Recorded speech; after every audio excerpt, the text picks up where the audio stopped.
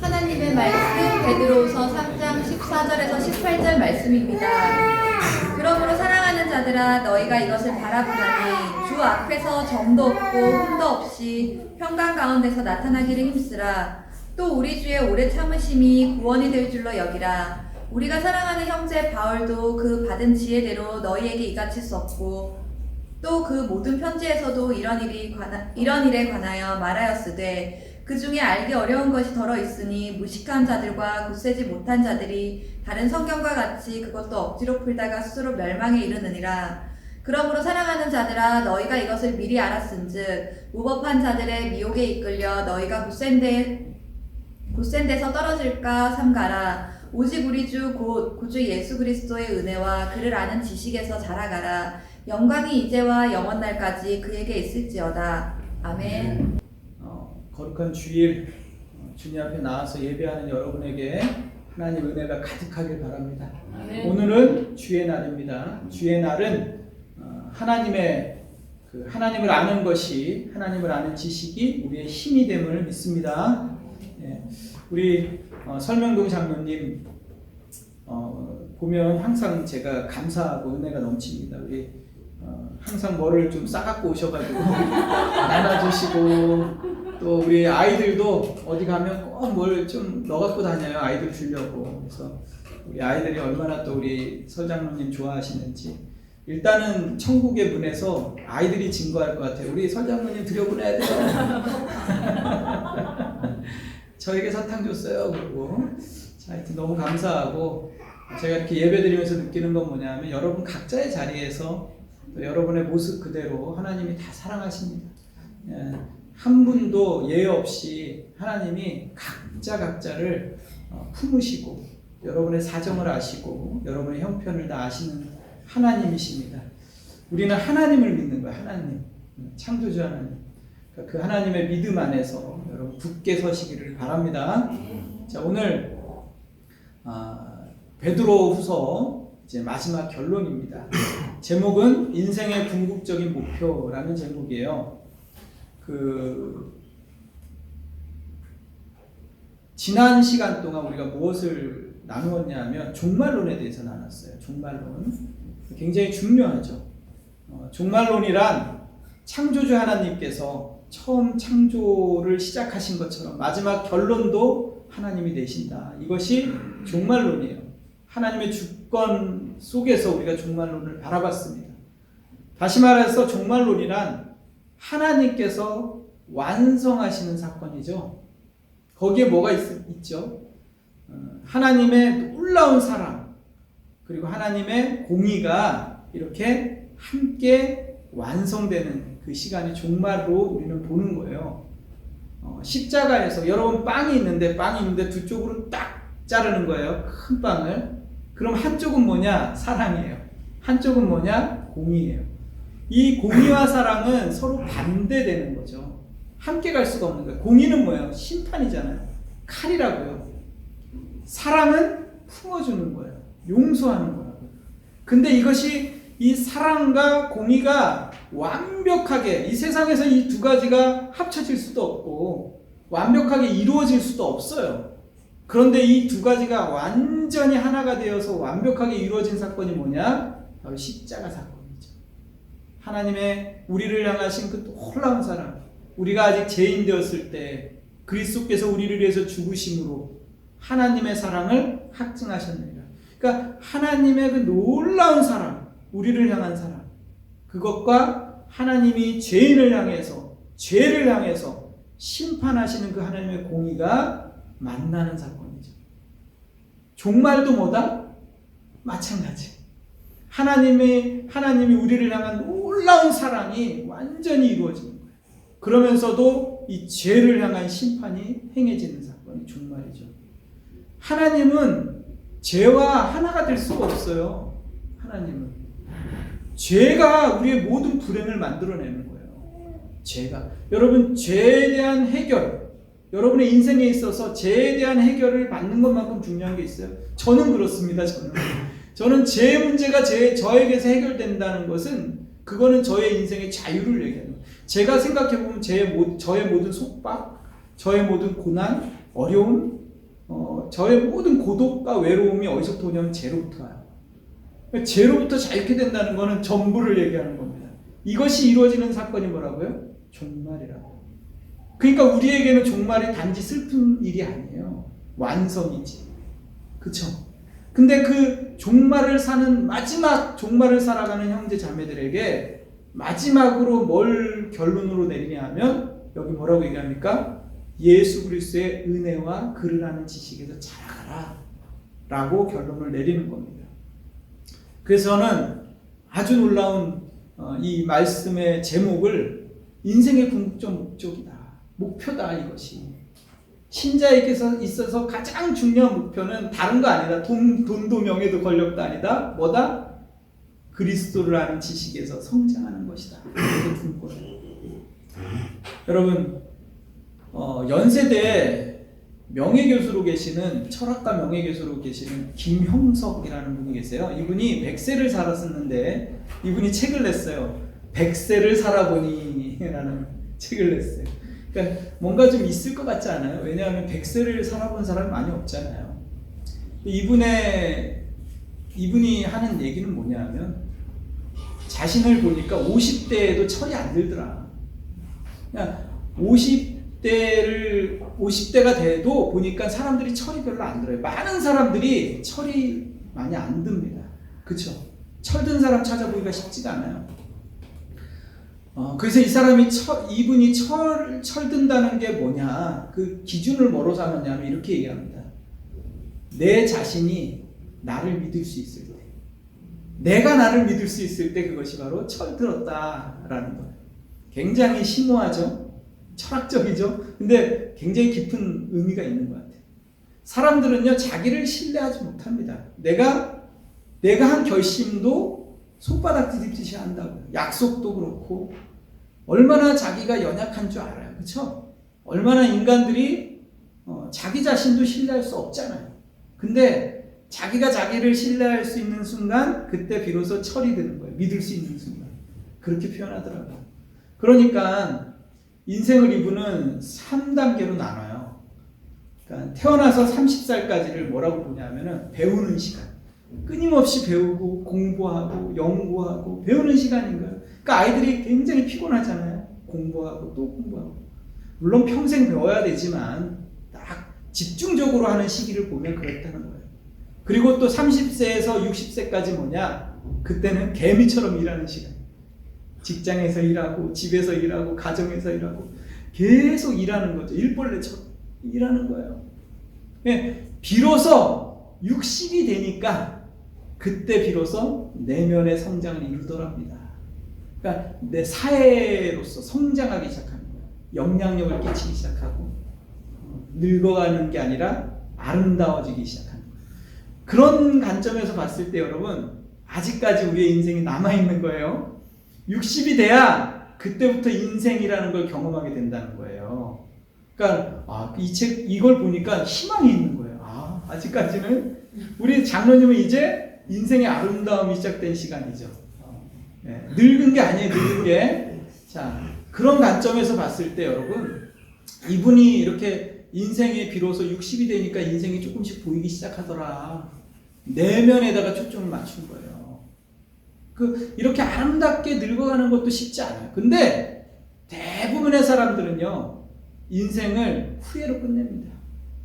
대부분의 사람들.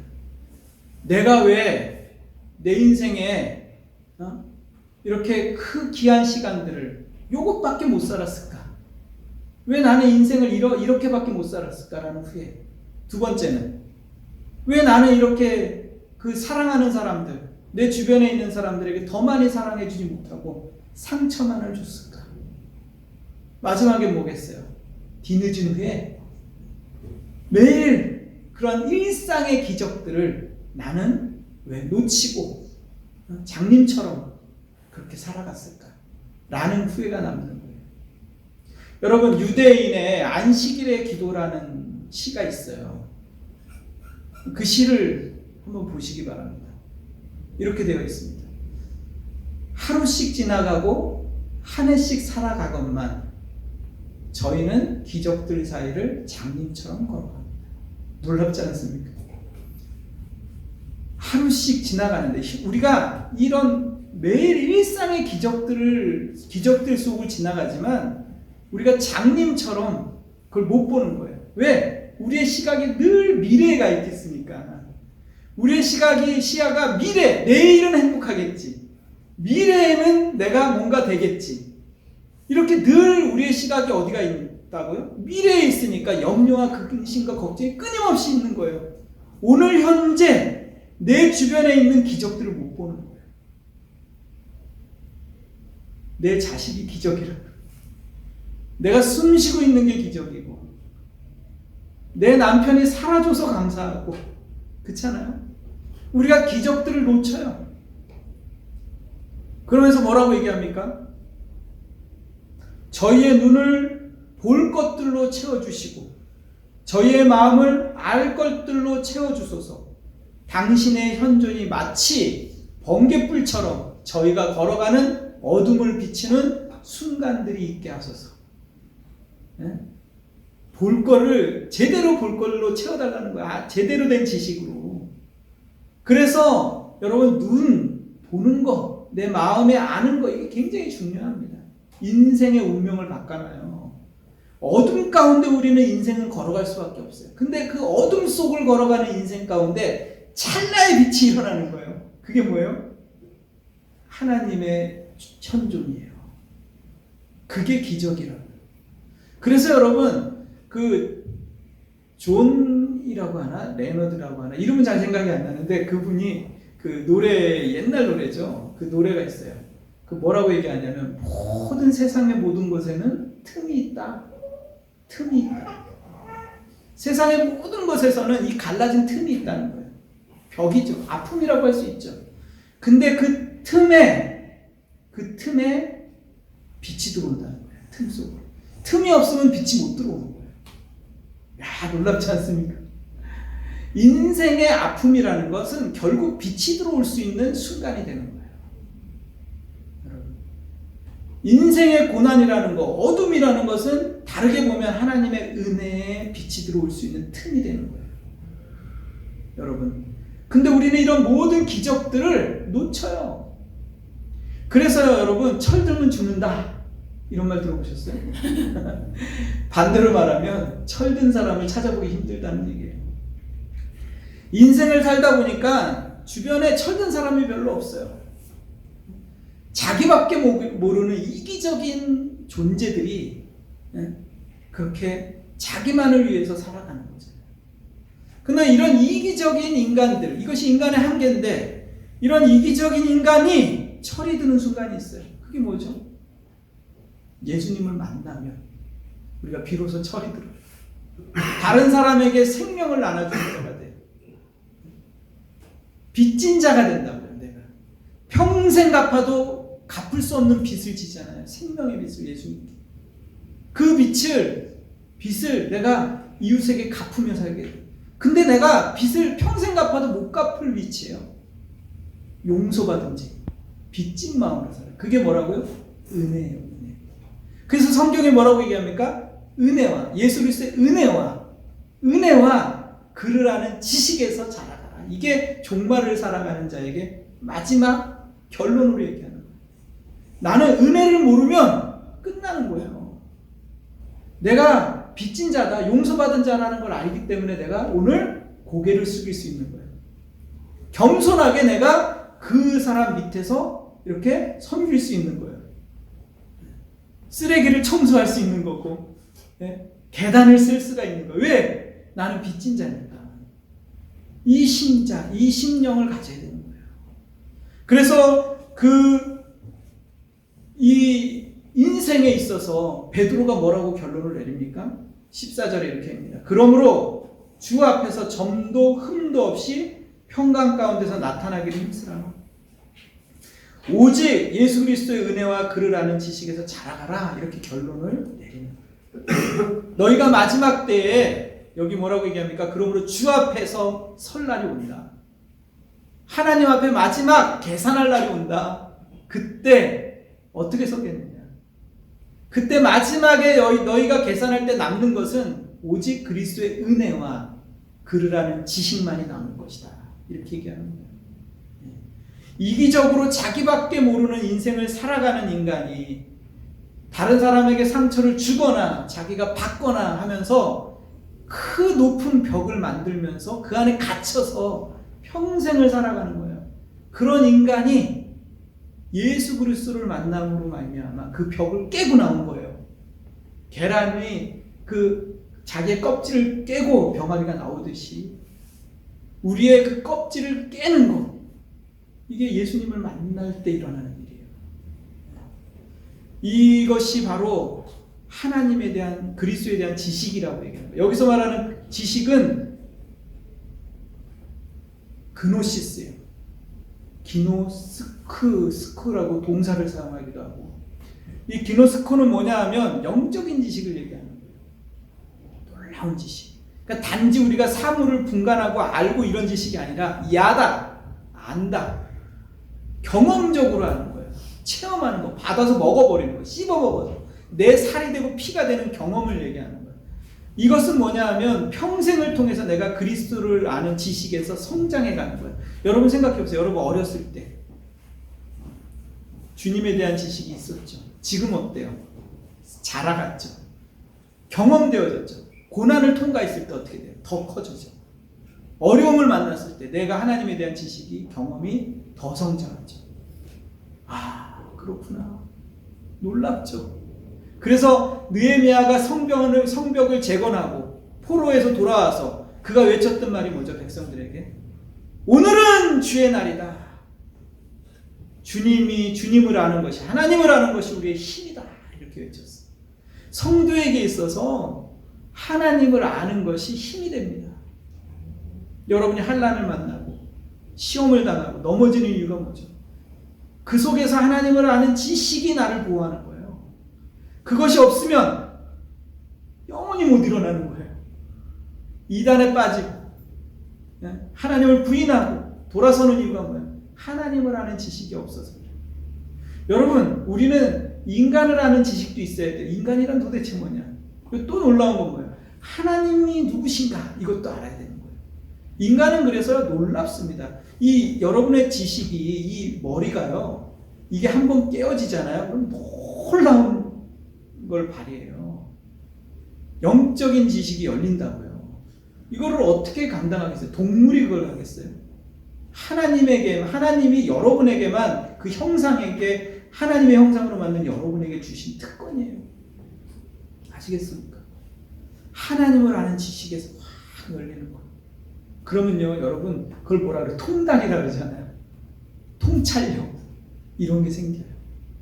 이거는 세상의 학문으로 얻어질 수 있는 게 아니에요.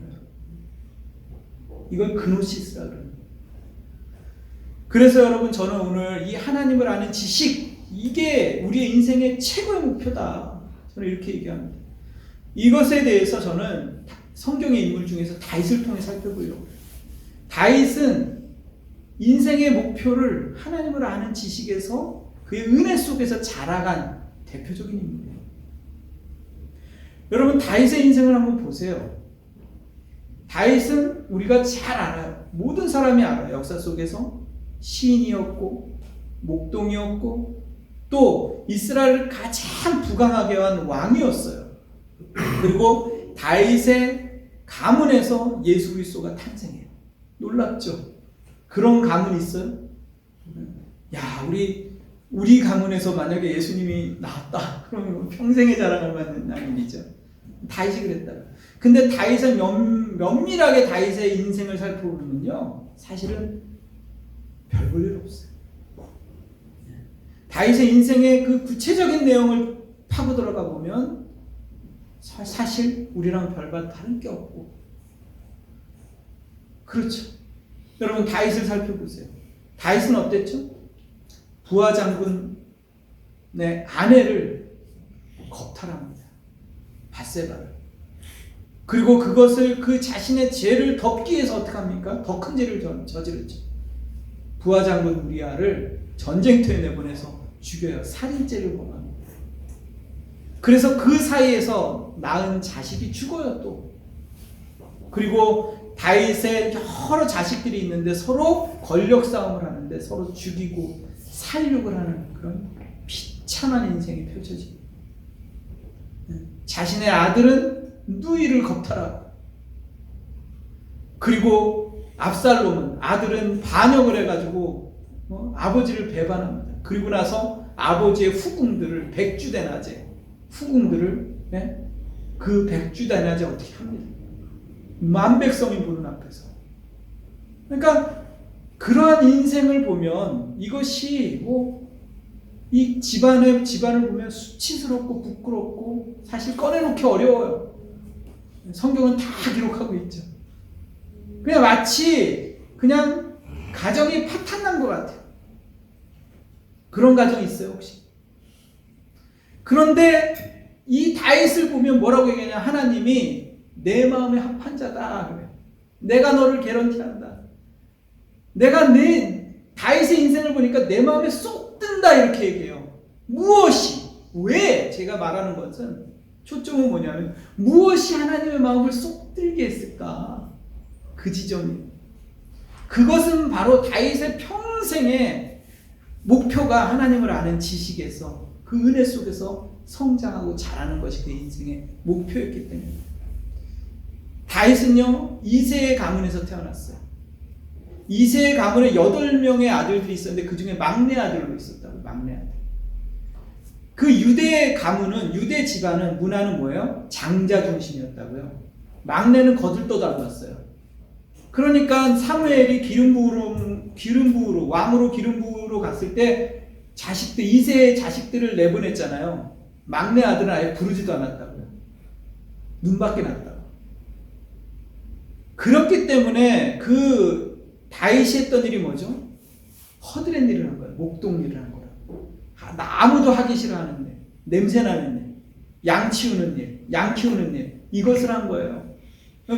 미아가 돼가지고 아주 멋있는 일처럼 보이지만 사실은 가장 하기 싫은 일이에요. 하찮은 일. 다윗에게 있어서 놀라운 하나님이 축복해줬던 건 뭐냐면 일상의 영성이요. 그 하찮은 일을 다윗은 뭐 했다고요? 목숨을 걸고 했다고요. 목숨을 걸고. 그 양을 해치려고 하는 그 곰과 사자를 맞서서 싸웠어요. 그 하찮은 일을 뭐 했다고요? 그 양들을 지키기 위해서 목숨을 던졌다고요. 물맷돌을 백중백발이었대요. 그 물맷돌을 얼마나 잘 던졌냐 하면 그냥 던지기만 하면 백발백중. 그러기 위해서 어떻게 했겠어요? 물맷돌을 하루에 수천 개씩 던졌겠죠. 수만 번씩 던졌겠죠. 손에서 진물이 나도록 이거를 했을 거라고. 양들을 지켜내기 위해서. 일상생활 속에 평상시에 최선을 다한 거예요. 아무도 알아주지 않는 그 일. 여러분 우리는 어떻게 합니까? 반대로 한다. 남이 알아주는 일, 생색이 나는 일, 뭔가 하면 좀 폼이 나는 일, 이런 거 하고 싶어요. 하찮은 일, 아무도 알아주지 않는 일은 내가 누군데? 나를 뭘로 보고 이런 일을 시켜? 나를 감히 무시해도 이렇게 생각을 한단 말이에요. 근데 여러분 교회에서도 보세요. 사회에서 보세요. 아무도 알아주지 않는 일을 하는 사람들을 보세요. 그 사람들은요. 여러분 그런 사람이 되십니다. 하나님께서 그 순간에 그걸 보고 계십니다. 그래서 다윗이 뭐라고 얘기합니까? 여호와는 나의 목자시니 그가 이렇게 고백합니다. 내가 부족함이 없으리로다. 무엇을 하든지 여호와께서 함께 하시는 것이 나의 최고다. 이렇게 얘기를 합니다. 그래서 다윗이 골리앗을 만났을 때를 한번 보세요. 골리앗이 어떻습니까, 여러분? 2m 38cm예요. 장신입니다. 거구입니다. 거인족이에요. 그러니까 골리앗이 그냥 큰 소리 뻥뻥 치면서 집채만한 방패를 들고 나타나가지고 하나님을 모욕하는 거예요. 그 골리앗을 만났을 때 그가 어떻게 합니까? 뭘로 가지고 나갔다고요? 물맷돌을 들고 나간 거예요. 갑옷을 입고 나간 것도 아니에요. 물맷돌 들고. 그게 뭐예요? 일상의 영성이 큰 산을 만났을 때 어떻게 실력을 발휘해 주는지 보는 거예요. 여러분이 작다고 생각하는 그 일에서 큰 시험을 당했을 때 결국은 승리할 수 있는 비결이 나오는 거예요. 아이들이 지금 어렸을 때 저 힘든 공부를 해나가잖아요. 매일 반복되는 거 같고 언제 끝날지 모르는 그 공부가 언젠가는 빛을 발하는 순간이 오는 거예요. 작은 일에 최선을 다하는 것이 영성이에요. 그리고 다윗은 그렇게 해서 하나님을 아는 지식이 점점 성장하는 거예요. 점점 자라기 시작해요. 그가 골리앗을 넘어뜨리면서 하나님을 모욕하는 그 골리앗, 이스라엘 백성 중에 누구도 그 앞에서 분노하지 않았어요. 벌벌 떨기에 바빴지. 근데 다윗만큼은 그것을 그냥 넘길 수 없었던 거예요. 다윗은 불을 뿜는 분노를 합니다. 여기서 다른 게 뭐죠, 다윗은 분노해야 될 시점과 분노하지 말아야 될 부분을 정확하게 알고 있었던 거예요. 다윗이 하나님을 모독하는 그 골리앗을 보면서 영적인 분노가 일어나요. 거룩한 분노가 일어나요. 그런데 다윗은 가족들을 향해서 절대 분노하지 않죠. 사울에게서 그가 몇 년을 도망다녔어요? 10년의 세월을 도망다녔어요. 사울을 죽일 만한 기회가 여러 번 있었어요. 그런데 그렇게 하지 않았어요. 끝까지. 그리고 그 아들 압살롬이 자신을 배반했을 때 어떻게 했습니까? 내 아들 압살롬아. 그 사울의 아들 요나단이 죽었을 때 얼마나 통곡을 합니까? 밥을 먹지 않아요. 그 아들 무비보셋을 보호를 합니다. 다윗에게 있어서는 여러분 철저하게 적과 악을 구분하는 거예요. 내가 보호해야 될 대상, 내가 사랑해야 될 대상 아는 거예요. 그리고 내가 불을 뿜듯이 분노해야 될 대상을 아는 거예요. 여러분 생각해 보세요. 근데 우리는 반대로 합니다. 이 세상에 하나님의 이름이 얼마나 모욕을 당하고 있어요. 우리의 죄 때문에, 우리의 범죄함 때문에. 근데 그것에 대해서 우리가 거룩한 분노를 느낍니까? 가슴에 옷을 찢어요. 마음에 옷을 찢어요. 막 통곡을 하면서 하나님 용서해 주십시오. 느헤미야가 그 대붕이 일어났을 때 에스라가 회개한 내용이 뭐예요? 우리가 범죄했습니다. 내가 범죄했습니다. 내가 그래서 노예 생활했을 때 이렇게 회개하잖아요. 그 마음이 있어요. 근데 우리는 분노하지 말아야 될 정말 가까운 가족에게 분노하는 거예요. 내 이웃에게, 내 가족에게, 내 편이, 내가 사랑해야 될 때 생각에 오히려 분노를 하니까 에너지가 거기 다 뺏기는 거예요. 에너지가 거기 다 소진되니까 막상 싸워야 될 대상이 나타났을 때는 힘을 잃어버려요. 벌벌벌 떠는 거. 반대로 한다고요. 여러분, 적과 악을 구분해야 돼. 내가 싸워야 될 대상과 내가 사랑해야 될 대상이 있는 거예요. 용서해야 될 대상이 있는 거예요. 짐을 져야 될 대상이 있는 거예요. 그것을 했습니다. 그래서 여러분, 참된 신앙의 복이 뭘까요? 참된 복은요, 사람이 큰 거예요. 사람이 다윗처럼. 다윗이 큰 사람이 돼요. 하나님을 아는 지식에서, 그 은혜에서 점점 성장하잖아요. 다윗에게 있어서 인생에서 큰 사건이 몇 가지 있는데, 골리앗 사건도 마찬가지지만 하나님을 경험하는 사건이었지만 또 하나가 뭐죠? 밧세바를 범한 사건이에요. 그가 밧세바를 범하고 나서 그의 인생의 A와 B씨가 나뉩니다.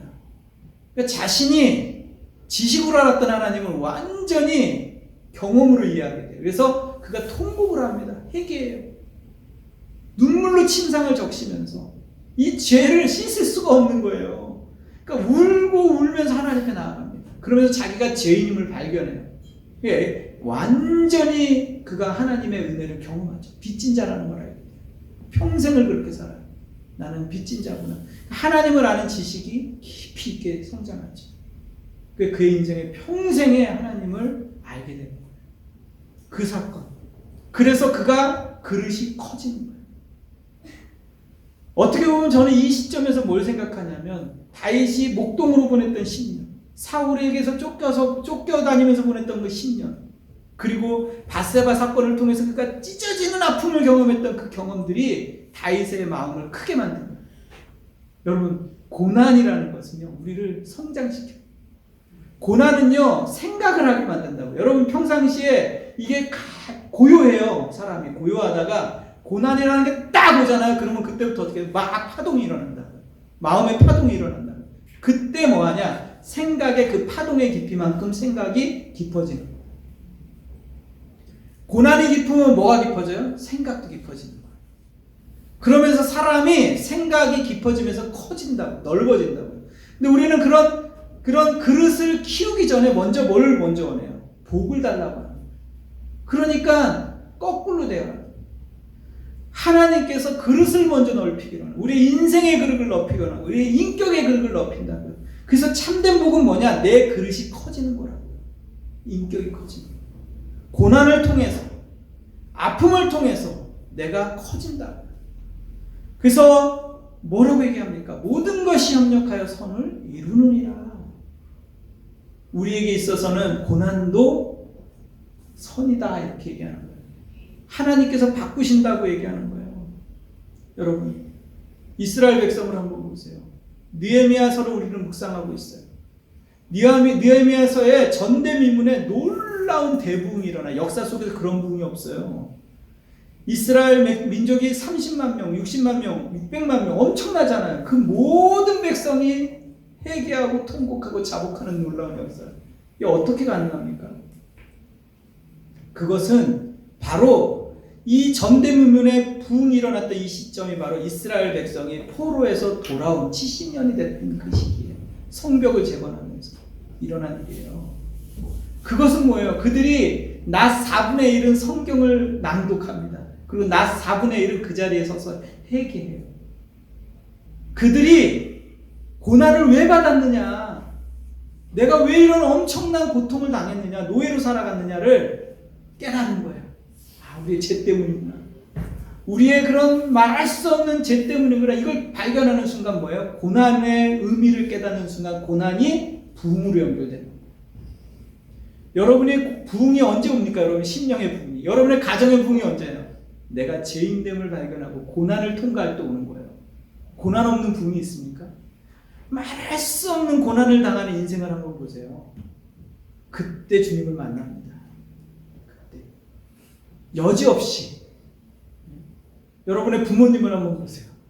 여러분 주변에 신앙이 깊은 분들 한번 보세요. 그들이 다 고난을 통과한 사람들이에요. 그러니까 여러분 결론을 내립니다. 여러분의 인생의 목표가 무엇입니까? 신앙인의 참된 복이 무엇입니까, 여러분? 복의 개념을 바꾸셔야 돼요. 여러분이 생각하는 복의 개념을 완전히 리셋하셔야 돼요. 잘 먹고 잘 사는 것. 하나님 부자 되게 해주세요. 이게 복이 아니라. 처음부터 단추를 잘못 깨면 평생 신앙생활하고 헛고생하는 거예요. 종교인으로 끝나는 거예요. 여러분 부자 되기 위해서 교회 나오는 게 아니에요. 잘 먹고 잘 살기 위해서 나오는 게 아니에요. 그런 복 정도를 주시기 위해서 하나님이 존재하는 분이 아니에요. 여러분 생각해 보세요. 예수님께서 오병이어의 기적을 언제 베풀었습니까? 십자가에 달려 돌아가시기 전에 베풀었다. 얼마든지 십자가 없이도 그건 줄 수 있다고요. 병자를 고치고 오병이어를 베풀고 부자가 되게 해주고 경제적인 문제를, 이거는 십자가에 굳이 질 필요가 없다고요. 십자가를 굳이 지신 이유는 뭐죠? 우리에게 생명을 주기 위해서. 이 죄의 문제는 그런 걸로 해결될 수 없기 때문에, 여러분 잘 먹고 잘 사는 것으로 우리의 영적인 문제가 해결될 수 없기 때문에 예수님이 십자가에 죽으신 거예요. 아시겠습니까? 그래서 기독교인에게 있어서, 신자에게 있어서 참된 복은 뭐예요? 생명을 얻는 거. 그리스도에 대한 지식 안에서, 은혜 안에서 만나는 거예요. 내가 마지막에 심판 때 하나님께서 뭘 얘기하겠어요? 내가 빚진 자, 예수 그리스도의 그 십자가의 보혈을 가지고 나갈 거 아니에요. 네? 그리스도를 평생 경험한 그 경험만이 남는 거라고요. 고난을 통과하면서, 시험을 통과하면서, 골리앗을 만나면서 경험했던 그 하나님, 그 놀라운 하나님이 내 인생에 남는 거예요. 그 경험들, 그것이 나를 성장시키고 자라게 해서 인격적 그릇을 넓힌다. 철이 들게 한다. 그래서 내 인생의 목표가 뭔지를 알게 되는 거예요. 그렇게 사는 사람하고 그냥 닥치는 대로 사는 거 사람하고 같아요, 여러분. 제가 1900 몇 년도인지 모르겠는데 대학교 때 우즈베키스탄을 간 적이 있어요. 카자흐스탄하고 동아시아를 갔거든요. 그쪽에. 거기서 그 가정에서 한 달간을 머물면서 지낸 적이 있어요. 근데 그때 대학들을 많이 방문했어요. 카자흐스탄의 대학, 국립대학서부터 해가지고 대학교에 가가지고 대학생들을 엄청나게 많이 만났어요. 그때 그들에게 제가 조사를 했어요. 물어봤어요. 삶의 꿈이 뭐냐?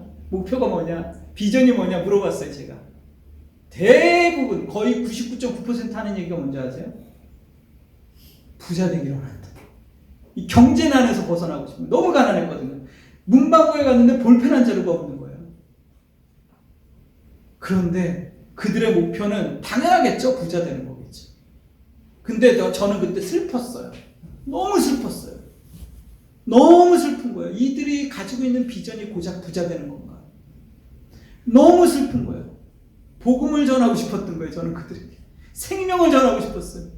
그것으로 인생이 끝나는 문제가 아니다. 영원한 비전을 주고 싶었어요. 여러분, 하나님이 여러분을 사랑하시는데 이 세 가지를 기억하십시오. 내가 하나님의 마음에 들어야 한다. 하나님이 내 마음에 드는 신을 찾지 마세요. 영원히 없을 거예요. 내가 원하는 신, 부자 되게 해주시고 명예를 주고 권력을 주고, 내가 평생 하나님이 내 마음에 안 드는 거예요. 내가 달라는 걸 안 주는 거야. 여러분, 그러지 말고 여러분이 하나님의 마음에 드십시오. 하나님을 아는 지식에서 자라갈 때 그게 가능해요. 하나님에 대한 지식이 없으니까 내가 종교인으로 전락합니다. 일상의 영성을 회복하십시오. 일상에 최선을 다하십시오. 평상시 땅 끝까지 이르러 내 증인이 되라 그랬다고 하나님께서 사명을 주셨다고요. 여러분의 땅끝은 무엇입니까? 지리적인 땅끝이 아니에요. 지리적으로 땅끝으로 가려면 아프리카로 가야 됩니까? 내 땅끝은 어디냐면 내 남편이에요. 내 남편. 내 안에 자식이라고. 자식. 제가 보니까 땅끝이 제 자식이에요. 제가 땅끝 선교지라고 생각하고 한번 해보세요. 야, 이게 선교지지. 눈물 없이는 목표. 이게 땅끝이라는 거예요. 거기서 그가 나를 통해서 주님을 만나는 거예요. 네? 증인이 되십시오. 일상에서 최선을 다할 때 하나님 그걸 보십니다. 이것이 바로 종말을 살아가는 우리에게 주시는 하나님의 약속입니다. 기도하시겠습니다. 나의 피난처 예수 의지해요. 나의 피난처 예수 의지해요. 나의 피난처 예수 의지해요. 나의 가는 길을 곳을 바람 몰아쳐와도 나의 피난처 예수 의지해요. 나는 영원히 주님